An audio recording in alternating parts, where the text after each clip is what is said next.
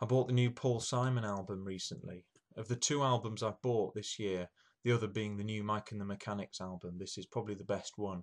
So it surely must be one of the best albums of the year. And I was really enjoying it. And I was flicking through the CD booklet and I came across this.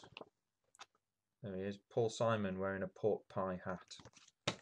The pork pie hat has replaced the sunglasses as the must-have fashion accessory for pop stars. A lot of the X Factor ones, when they do their second album, they're suddenly sporting a hat. And it's not because they're cold or the sun's too bright. It's this rather grotesque fashion statement that's on the one hand it says I want to fit in, and on the other hand it says but I also want to stand out. And I can understand people on X Factor doing it. I mean, they need all the help they can get. They're void of charisma. But Paul Simon, he is a guy who's been making music for nearly 50 years. He's never rested on his laurels. He's never done a Duff album. He doesn't need this sort of hip image. It's Paul Simon. And there he is taking fashion tips from Ollie Murs and the one with the chin from McFly. But worse than that, in the same CD booklet, is a two-page essay by Elvis Costello telling you what a great album it is. How on earth would he know? The man can barely sing.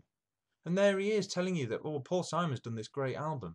It's like buying a copy of My Left Foot and that lumbering oaf from Avatar, Sam Worthington, is telling you that Daniel Day-Lewis is a great actor. I know Paul Simon is he's a great singer.